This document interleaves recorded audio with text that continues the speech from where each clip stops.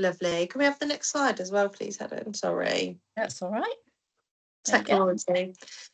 So I've introduced myself. That's great. So the Oliver McGowan training. Yeah, sorry, next one. The Oliver McGowan training is now a mandatory training.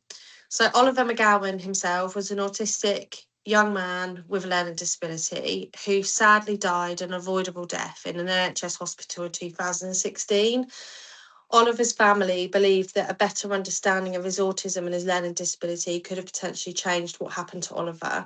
And they fought and took this to Parliament for learning disability and autism training to become mandatory for everybody that works in health and social care.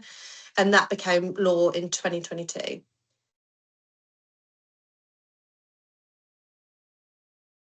So the Oliver McGowan mandatory training has 2 tiers. So everybody who works in health and social care must do the e-learning part of it. Anybody who isn't in direct contact face-to-face with autistic people or people with learning disability are required to do the tier 1 webinar. That isn't something that we will be delivering at the moment. We will be delivering the tier 2 1-day face-to-face training for everybody who works in health and social care in direct contact with autistic people with learning disabilities. And there are also other organisations like the prison service and people like that who are also wanting to do this training or need to do this training as well. So it might not just be health and social care professionals. Yes, I think that's the next slide, please.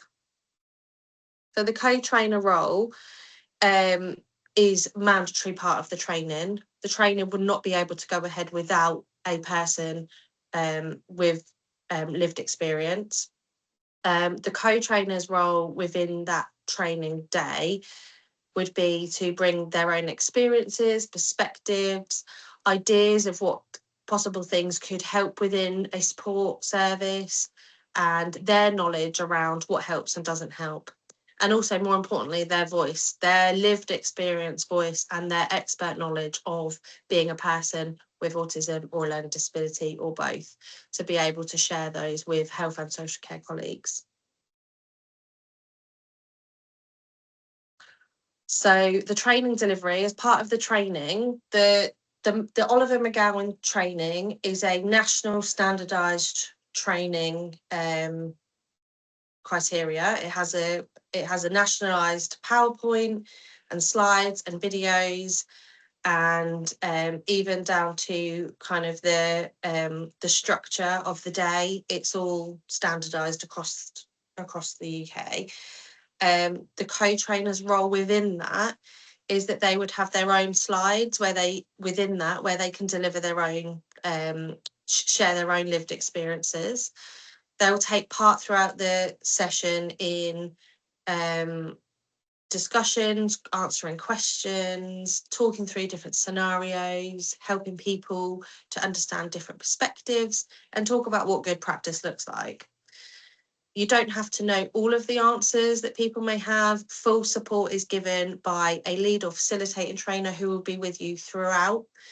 There will also be support before and after the training to make sure that you're fully prepared for the training, make sure you're still happy with your slides that you've produced, and then after the training to debrief and make sure that everything's okay. There's also, quite a lot of talking about your own life and your own experiences, which can sometimes be quite difficult, or questions might come up from people that can be difficult.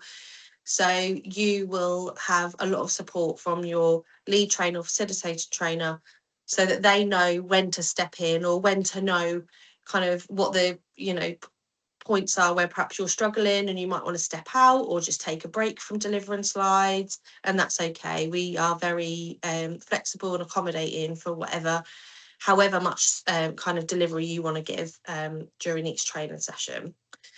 It's important to note as well that training will be delivered at various destinations across Lincolnshire. So it could be Boston, it could be Spalding, it could be certain GP practices.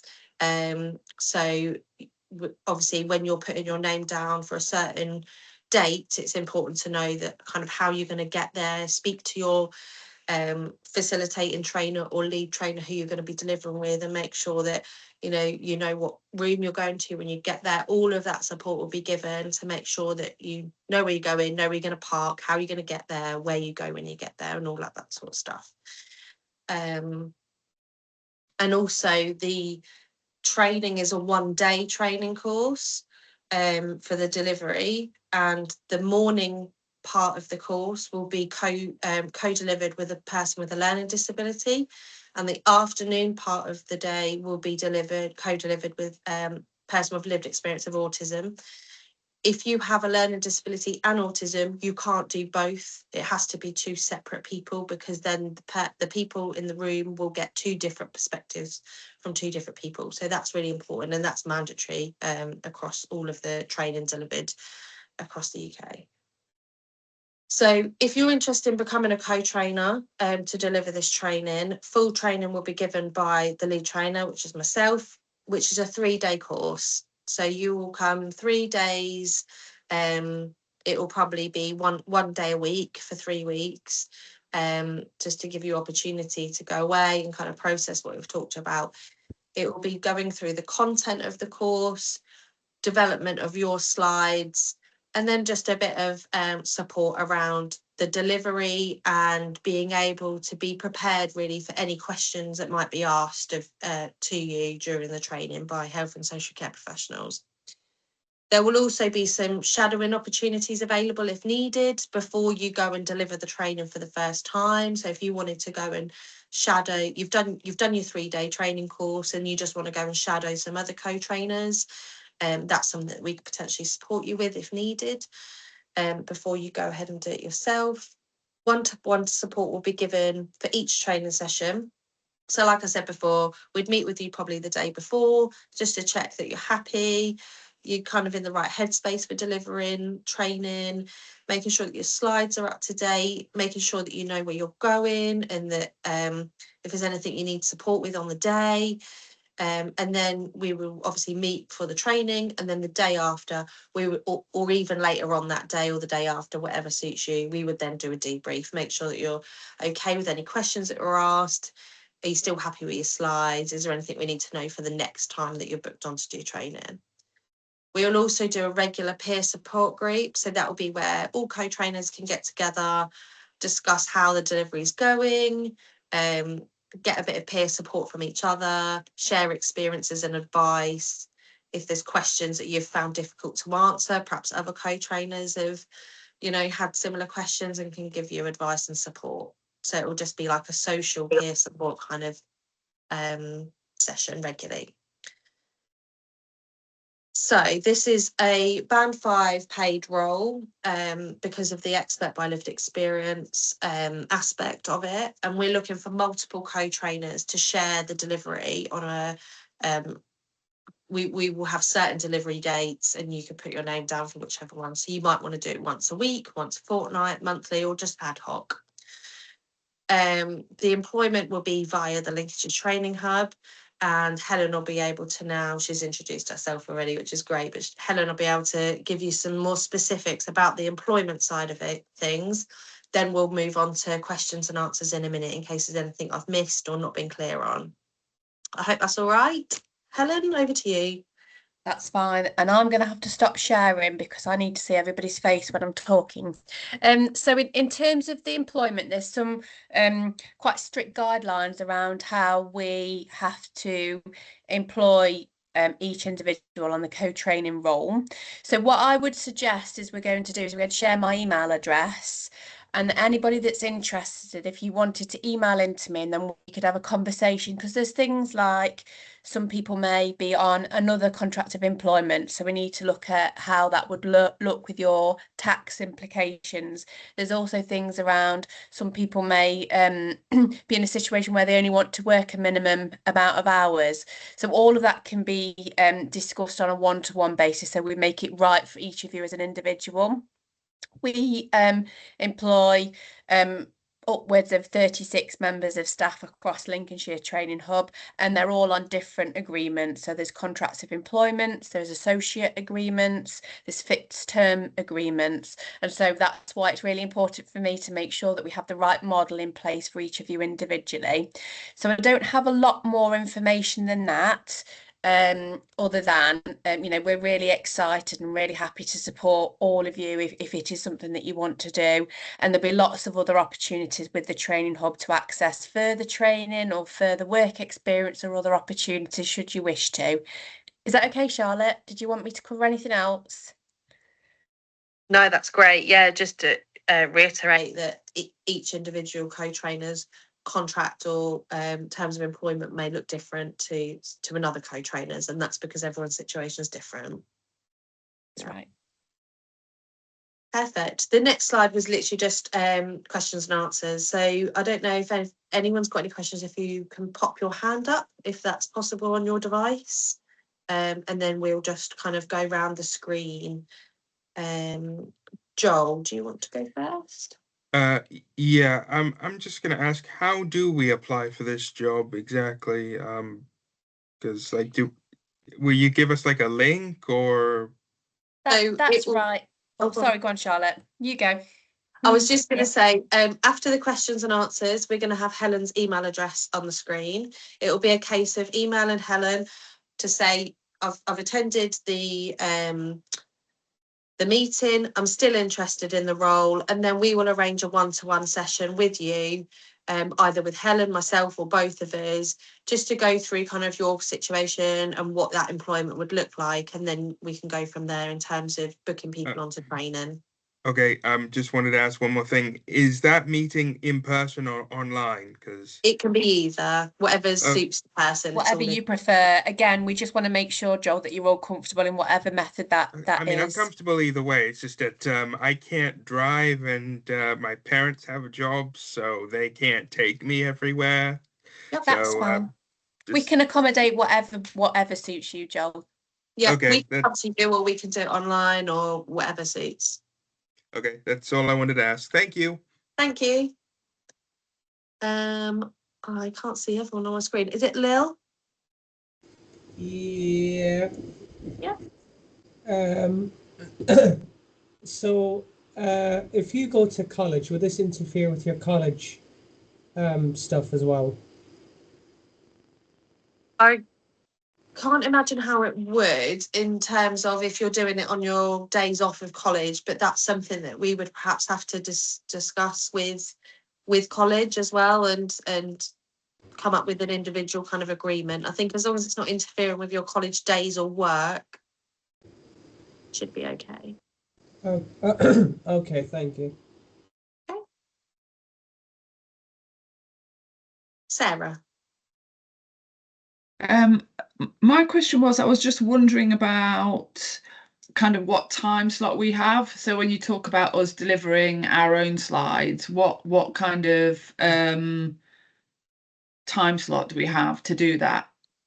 Okay. Off the top of my head, I can't remember, but it's different slides. So you will have, if I remember rightly, you'll have a slide at sort of near the beginning of the day, near the beginning of that slot of training, to deliver a bit about yourself, and then a bit later on it'll be another bit about your experiences, your lived experience of a health and social care kind of interaction or something like that. But what I'll do is I will clarify that 100% and put it in the FAQs that we send out. Okay. Yeah, that's great, thanks. And I just had one other question as well. Helen, you talked about further training opportunities available through the training hub. What would that look like? What does that look like? I think, Sarah, that might be a conversation for us to pick up separately, because it's an individual thing. So I don't know whether if you're already employed, there might be other options that we can offer you that support and complement what you're already doing. So if that would be okay, we can have a chat about that. And that's the same with everybody. Great, thanks. I think Brandon, I don't know whether Charlotte, I'm conscious you're on your phone, so you might not be able to see everybody. Brandon, is it Brandon? Yeah, shout out if you can see her. Yeah, I will do. Yeah, thank you. I have a question. For this, you know, when you go in and do the talks, would it be possible to only do it like twice a week?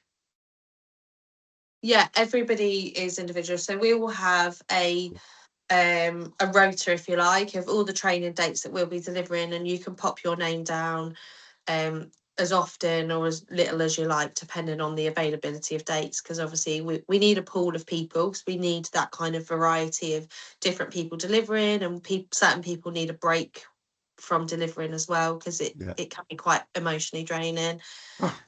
So it might just be however often there is a training come up. Yeah, thank you. And one thing, just to add to that, Brandon, that what we're keen to do is, as Joel has mentioned, there might be some transport issues. So we need to understand if you can only travel within a certain postcode, we'll make sure that when we're rotoring people in, that we focus on those postcodes for you as well, just to make sure it's really easy for you to attend and you've not got the transport concerns to worry about. Yeah. Thank you. Joel, I could say sorry. Sorry, I came up with another question. Like, and this is just what like in the terms of like presenting these PowerPoints or presentations, where exactly would that be? Because I was confused. Like, are we gonna show this in schools, like in a place where people like gather, like a town hall or something? I'm just. So it would more likely be a meeting room. So it might be in a GP surgery, or it might be in a local kind of a local building that's got a meeting room available. Health and social care colleagues will come together and meet there. And it will be all your PowerPoints will be on my laptop, so I can share them on the screen. We'll have a screen as there, and you can deliver them like that. Okay, just wanted to clarify. That's okay. Brandon, your hand is still up. Did you have another question, or is it just still up from before? Pretty sure you already said this, but have you got a support worker there with you on the days that you're doing it? So we won't necessarily provide a support worker. If you have a support worker that you want to bring with you, then that's okay. But obviously the lead trainer or facilitating trainer who's delivering on that day with you will be there to support you as well. Oh, but if you have a support worker that you want to bring with you, that's okay. And also we've got I know that we've had people that are interested in the role who are deaf and may want to bring interpreters with them. That's also okay. Thank you. That's okay. Lil is on again. Yeah. So, does that mean then I'd be able to like take my carer or carers with me during it? Yep, you can bring your care or support worker with you for support if you need be. It's important to note though that the care or support worker or parent or whoever's supporting you, they can't speak on your behalf. You will have to deliver your lived experience slides and stuff yourself. But they can be there to support you emotionally and practically and physically getting there and all that sort of stuff if needed. Okay, thank you. All right. Sarah. This might be a hard question to answer, but I was wondering about, do you have like for these events a kind of like maximum capacity of, okay, this is as many people as we're imagining presenting to? I'm just trying to get an idea in my mind of how many roughly, you know, like, oh, we're opening up to 30 people or 50 people or whatever. Yeah, so we're always going to aim for around 25, but the absolute maximum would probably be about 30, but I would always try and aim for about 25, 26. Thanks. And that's in line with just to butt in, that's in line with the guidelines. You know, Charlotte talked through that this has been approved by NHS England. So the content that we're delivering is all approved and suggested by NHS England in terms of those maximum numbers. Yeah. Thank you. Joel? Just one more question. What's the dress code when we're presenting this? Do we have to wear a suit or is it casual? Yeah, you can wear whatever you're comfortable in as long as it's suitable for obviously kind of standing up in front people talking. Okay, good, because I've only got one suit and I haven't worn it since No. graduation. And I you don't think definitely you'd feel don't have to comfortable wear a suit. doing that as well. So no, I whatever you hate feel suits. I Yeah, won't be no. wearing a suit either, so yeah, no, whatever you're comfortable in. Okay, thank you. Okay. Tony? Hey, I just want to know, how many are you currently running a week? Is it started this? I'm guessing it started already, this kind of program, has it? Or is it? No, we haven't started yet. Oh, okay. So how many we are are- you envisioning? Yeah, we're recruiting co-trainers first. We have our first training booked for the 30th of September. Ah, And then we will be doing a sort of a phased kind of introduction. So probably one a week, and then very quickly moving into 2 a week, and then we'll go from there once just we've making sure everyone knows what they're doing first. and kind we of, need yeah. to employ more facilitating trainers and stuff like that. So yeah, Oh, okay. we've got a couple of months really, maybe or a month and a bit really to get employ people and do training and stuff like that. Yeah, okay, thank you. But that's also not a deadline, you know, if you've not done all of your training by the end of September, Yeah. you know, there's still opportunities. It will be kind of an ongoing thing if people want to do it. And is it just a week or is it weekends as well? But we have been asked to deliver some on weekends, so Okay. some weekend working may be available as well. Okay, lovely. Thank you. That's just to meet kind of the demands of some provisions that only have staff that work weekends, for example. Sarah? I was just wondering, have NHS England or whoever said, oh, this is going to be rolled out over 2 years or over the next 3 years, or have they given a kind of idea of how long this training will be delivered or not? So Oliver McGowan training has been being delivered for the last couple of years at least, and there's been updates along the way. In Lincolnshire, it hasn't been accessible. I think Helen might be able to give a bit more of a background about the accessibility of Oliver McGowan training in Lincolnshire, because my background's more sort of Norfolk way, but I know it has been running for at least 2 years. Yeah, so actually, that's a really good question, actually, Sarah. So the Oliver McGowan training is now part of the statutory and mandatory training for all staff, Okay. clinical and non-clinical. So that for us there's no end. It Yeah. just needs to become business as usual as they talk about training. So this is we don't have an end to it. We just have to continue to deliver and offer the training to the staff so that we are supporting their understanding of the training and also of yourselves' experience. So we're just going to keep going, Sarah, and make sure we train as many staff as we can. Yeah, that's great. Thanks, Helen. I would also just add as well that because the mandatory training is still being rolled out nationwide, there isn't necessarily a refresher training available yet. But my understanding is that there will then be a refresher training for people that have done this and just need the refresher after 2 or 3 years or whatever. So although we'll be training new staff in this training, there will also then be refresher training that we'll probably need to deliver as well in the future. That's right. Okay. Is there any more hands, Helen? Because I can't always see. There's not at the moment. I've just realised there's a second page. There could be somebody. No, there's not. No. Okay.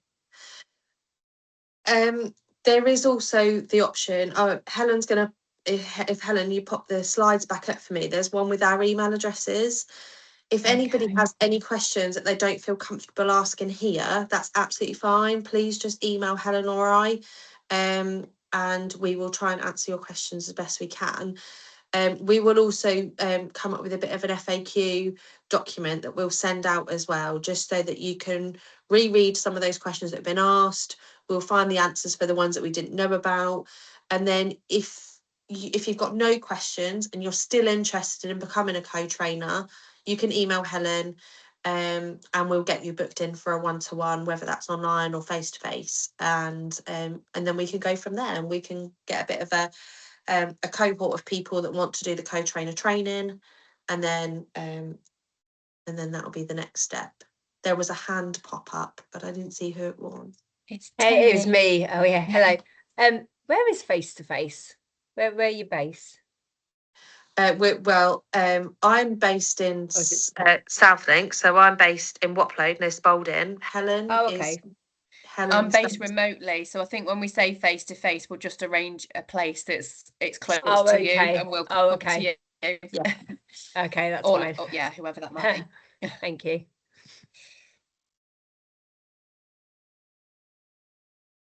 Oh, I think your hand popped down and then came back up again, Tony. I don't know if you've got another. No, just playing tricks on you. Okay. Brilliant. Is that giving everybody long enough to write those down, or would you like me to pop them in the chat so people can copy and paste them? Hold on. I'm just finishing one off. Thank you. Okay.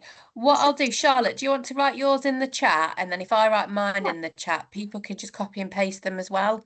Great. Especially if I can see if I write mine in here.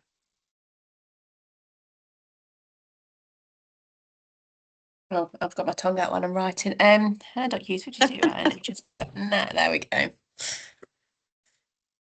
There we go. That might be easy for you, Joel. You can just copy and paste those now or click on them. Thank you all so much for coming. Like, we've had so much interest, so I'm sorry if there've been some delays in me always getting back to people, because we've had a lot of interest in the role. So I mean, don't let that put you off either. It's good that we've got a lot of interest, because it's really important. We've got a lot of people in Cross Lincolnshire to train, so we need a lot of co-trainers to be able to deliver that. And like I said, sometimes the training can feel a little bit heavy afterwards. So just, it's important for us that you're kind to yourself and you take the breaks you need to from training if and when needed. So I really hope that you've all kind of got something out of the meeting, and that you understand a bit more about the role and what that will involve. And hopefully we'll get some emails from some of you with some interest in coming to do the training with us. Nice to meet you all. Thanks for your time. You Nice to thank meet you you. too. Bye. Bye. Nice to meet you too. Bye. Thanks. Bye. Thank you. Bye. Bye.